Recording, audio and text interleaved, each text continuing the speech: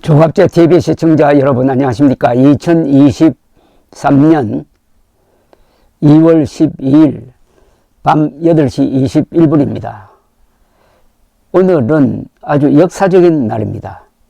1985년 2.12 총선이 대한민국의 민주화를 대세로 만들었습니다.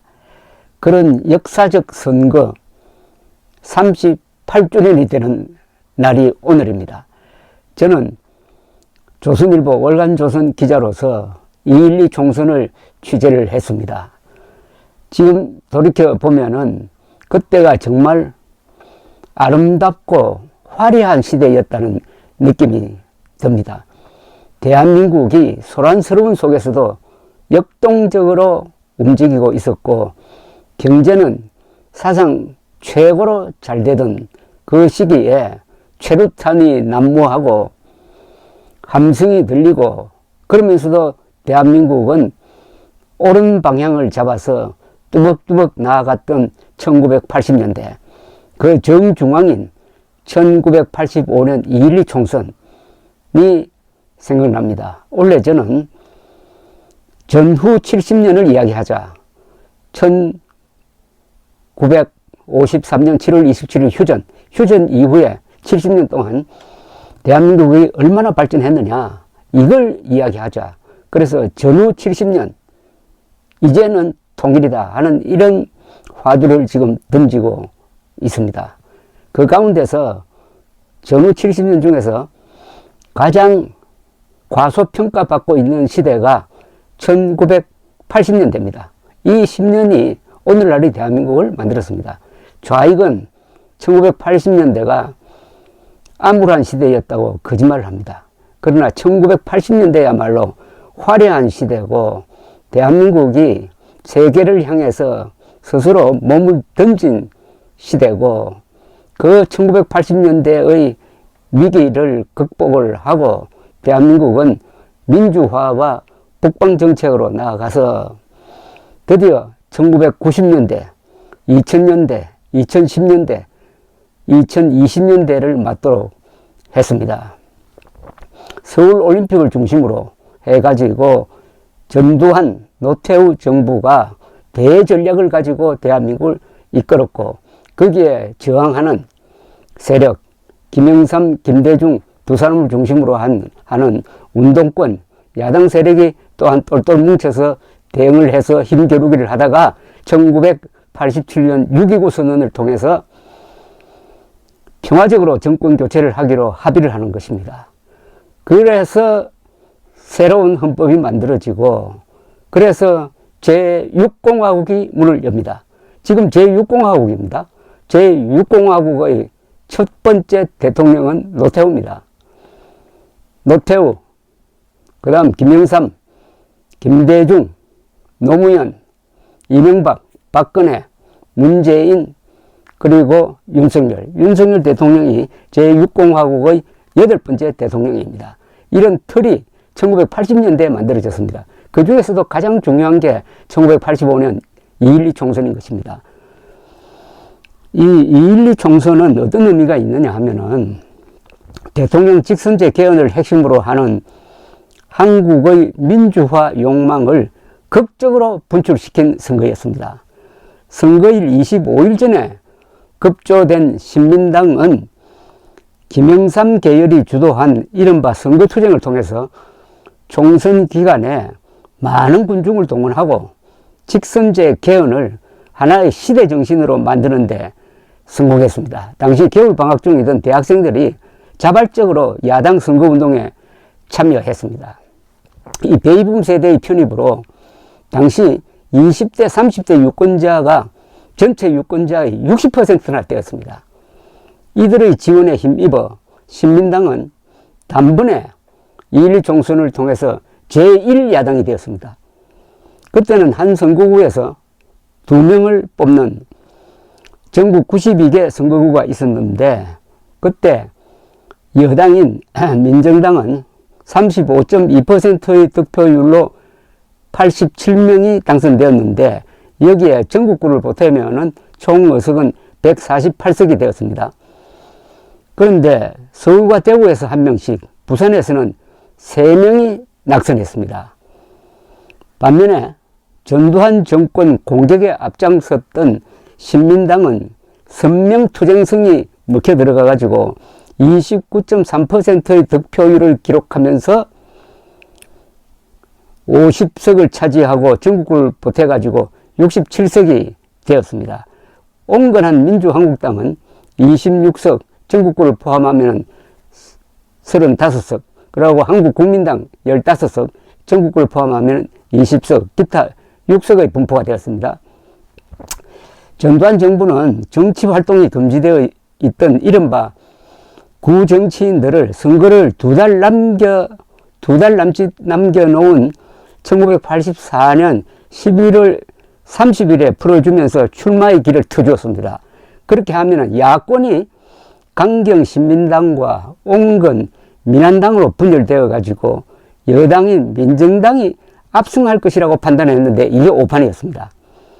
김영삼 씨가 주도하는 신민당이 민한당에 이어서 제3당이 되면은 민한당에 흡수됨으로써 강경 노선이 힘을 잃게 될 것이라고 전두환 측은 계산했는데 이게 완전히 거꾸로 되었습니다.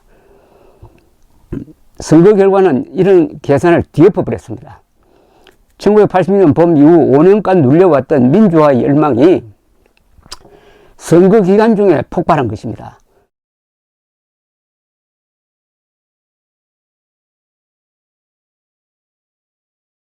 이 민주화 열망의 핵심은 대통령 직선제였습니다. 대통령이 되기 위해서 생애를 건 투쟁을 해온 김대중, 김영삼 씨가 비록 정치활동은 금지당하고 있었으나 선거투쟁의 사령탑이었습니다. 김영삼 씨는 1983년 23일간의 단식투쟁으로 야권을 결속시켰고, 김대중 씨는 투표 직전 미국에서 귀국을 강행을 했습니다. 두 김 씨가 5년 만에 한국의 정치판으로 복귀하는 순간이었습니다. 2.12 총선 이변의 진원지였던 부산의 한 30대 유권자는 저에게 이렇게 말했습니다. 난생 처음 유세장에 나갔습니다. 야당 후보는 정권의 부패, 광주 사태, 직선제 쟁취 등 굵직한 주제로 이야기를 하고, 여당 후보는 어디에 다리 놓겠다는 식의 작은 이야기만 늘어놓았습니다. 유세장에 모인 사람들은 모두가 격한 감정을 갖고 있었는데 선심성 공약은 먹히지 않았습니다. 야당 후보의 연설을 듣고 있으니 내 가슴도 뜨거워졌습니다. 그동안 잊어버리려 했던 기억들이 분노로 변해 우욱하고 치받치는 것이었습니다. 그래서 분노 투표가 곳곳에서 일어났습니다. 투표율도 매우 높았습니다. 80% 이상이었습니다. 그때까지 여당 민정당의 아주 얌전한 파트너였던 온건 야당 민한당은 선거 직후 신민당에 흡수되고 말았어요. 그래서 100석이 넘는 거대한 야당이 등장하여 민주화 투쟁을 이끌게 됩니다. 2.12 총선은 이렇게 해서 민주화를 한국 사회의 대세로 만들었습니다. 12대 총선은 한국 현대사가 권위주의 시대에서 민주시대로 넘어가는 분수령이 된 겁니다. 그런데 이 2.12 총선으로 확인된 민심을 등에 업고 야당이 선명투쟁으로 나서자 학생, 종교, 사회단체, 언론기관도 신민당 편이 되었습니다. 이들은 대통령 직선제라는 기치 아래 단결해가지고 여론을 만들어가기 시작했습니다. 선거 직전에 미국에서 귀국한 김대중 씨는 김영삼 씨가 선점한 신민당과는 별도로 이들 제야 세력을 자신의 정치 기반으로 이용하기 시작했습니다.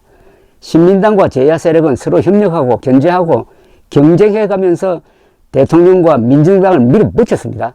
1980년 봄의 사태가 재현되고 있었지만 그때와 차이점이 있었습니다. 전두환 정권 또한 강력했습니다. 전두환 대통령은 2.12 총선 직후 민정당의 새 대표로 노태우 전국구 의원, 당시 대한체육회장을 겸임하고 있었습니다. 동기생이죠. 6.4.11기를 임명했습니다. 실세 민정당 대표가 등장하는 순간이었습니다. 새 총리에는 노신영 안기부장, 새 안기부장에는 장세동 경호실장을 임명했습니다. 그러니까 민주화 세력과 맞설 정권의 사령탑을 재정비한 셈이었습니다. 장세동 부장은 부임 때 전두환 대통령으로부터 노태우 대표를 잘 보좌하라는 취지의 당부를 들었다고 합니다. 장세동 부장은 대통령이 노태우 대표를 후계자로 굳혔다고 판단했습니다.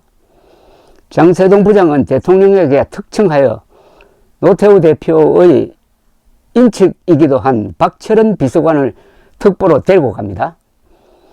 오랫동안 제2인자로 거론되던 노태우 씨가 실세 자리에 들어가니 여당인 민정당도 힘을 얻었습니다. 전두환 대통령은 평화적 정부 이양과 88 서울올림픽 성공의 국가대사다. 간선제가 비민주적이라고 말하는 것이 바로 비민주적이다라고 주장하면서 현행 간선 대통령제를 수호하겠다는 이른바 호헌 의지를 밝혔습니다. 그런데 이 설득은 언론과 여론에 잘 먹혀들지 않았습니다. 2.12 총선으로 이미 직선제라는 대의명분이 생겼기 때문입니다. 내 손으로 대통령을 뽑겠다는 원초적 욕구는 1980년 봄에 한번 좌절된 때문인지 더욱 강력하게 솟구쳤습니다. 전두환 대통령은 직선제 이상으로 민주주의 발전에 기여하는 것은 7년 단임제를 실천하여 평화적으로 정권을 이양하는 것이라고 설득을 했으나 국민들의 직선제 욕망을 잠재울 수가 없었습니다. 그럼에도 민정당의 법률가 출신 의원들은 토론회에 나가서 열심히 지금 현행 간선 대통령제를 유지를 해야 된다라고 그 당위성을 설명하기도 했는데 먹혀들지 않았습니다. 이러는 가운데 1985년 5월에는 학생들이 미국 대사관의 문화원을 점거 농성하는 사건이 터지면서 반미운동이 민주화 흐름에 끼어들었습니다. 곧 이어 주사파 등 친북 세력이 민주화 운동으로 위장하여 합류합니다. 그 세력이 지금까지 이어지고 있습니다. 전두환 정권에 대한 국민들의 반발심은 이런 주사파의 위험성을 애써 외면하게 했습니다. 1986년 초에는 필리핀의 마르코스 대통령이 부정선거를 저질렀다가 군부까지 합세해야 한 민중봉기로 쫓겨나는 사태가 발생을 했습니다. 피플 파워라는 말이 유행하면서 한국의 민주화 세력을 더욱 고무했습니다. 전두환 대통령은 나는 88년에 임기를 마치고 물러나겠다고 약속한 사람이고 마르코스는 물러나지 않으려 했던 사람인데 한국과 필리핀을 같이 취급하는 것은 모욕이다. 한국은 1인당 국민소득이 2,000달러이고 필리핀은 700이다. 우리나라에서 필리핀 사태를 기대한다면 환상이다라고 말하기도 했습니다. 자, 해를 넘겨서 1986년 1월 신민당은 1000만 개헌 서명운동을 시작하겠다고 선언했습니다. 장외투쟁을 시작한 거죠.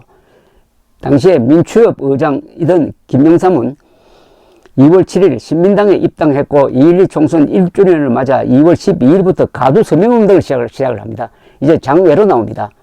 야당이 전두환 정부와 여당도 헌법 수호만으로선 이렇게 달아오는 여론을 달랠 수 없다고 판단을 했습니다.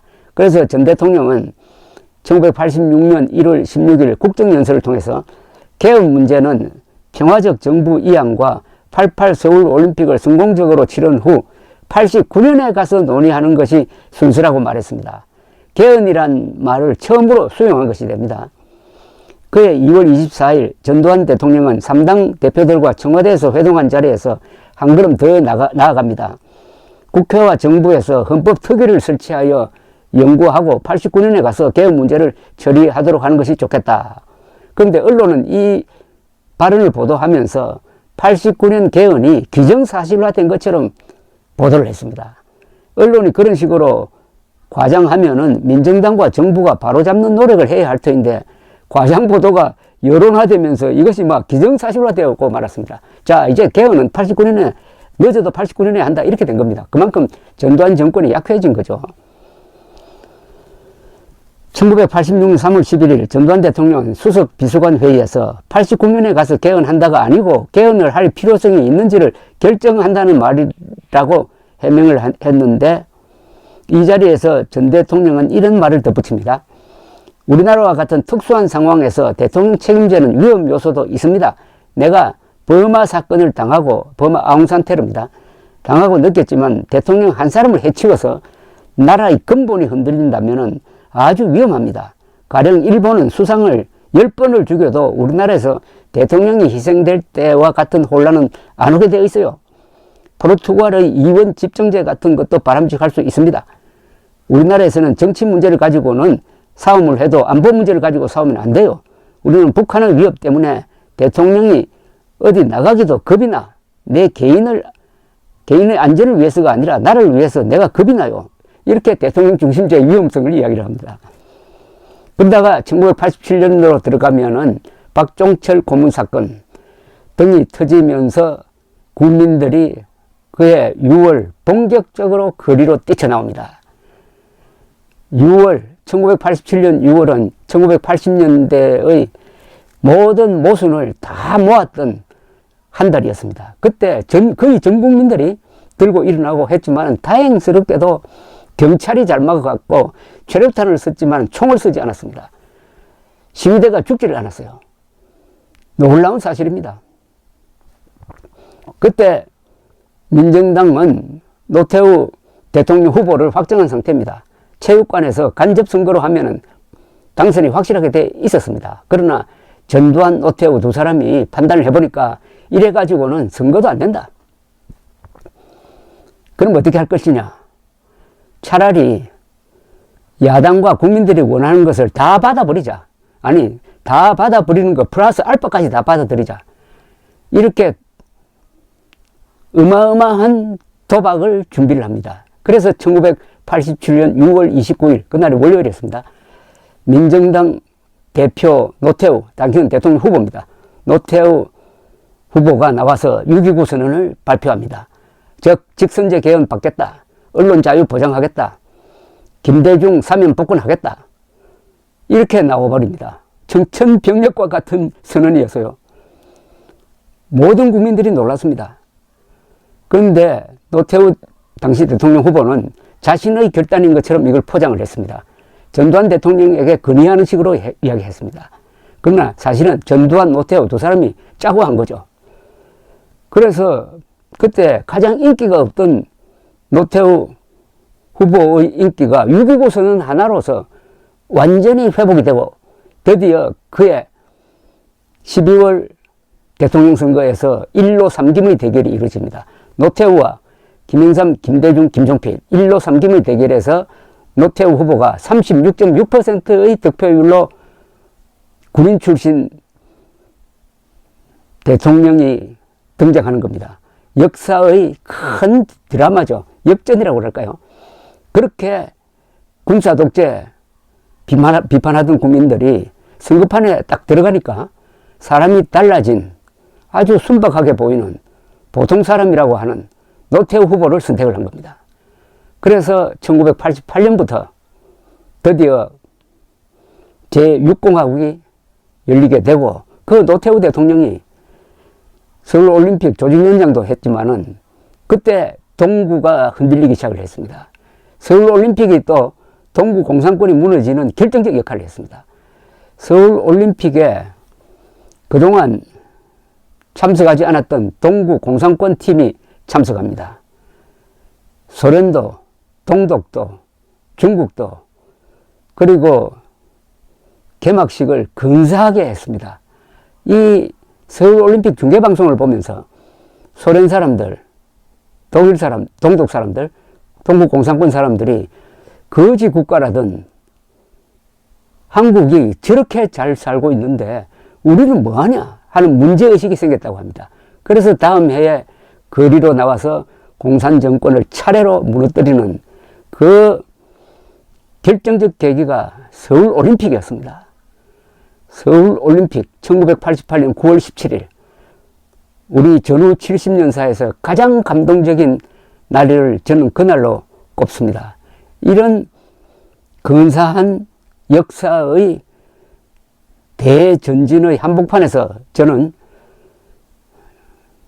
취재를 했습니다. 거리에서 취재하고 정치인들 만나고 토론하고 그때는 지역감정이 없었어요. 지역감정은 1987년 대통령 선거부터 다시 생기는데 그전에는 지역감정이 없었습니다. 6.29 선언 전에는 지역감정이 없었어요. 그래서 1980년대를 추억을 하면은 소란스럽지만 화려했고 아름다운 시절이었다 라고 생각합니다. 그 출발점이 바로 1985년 2월 12일 총선 바로 38년 전 오늘이었습니다. 선거를 잘하면은 나라가 바로 갑니다. 그러나 2017년 5월처럼 선거를 잘못하면은 김정은의 부하를 대통령으로 뽑게 되는 것입니다. 감사합니다.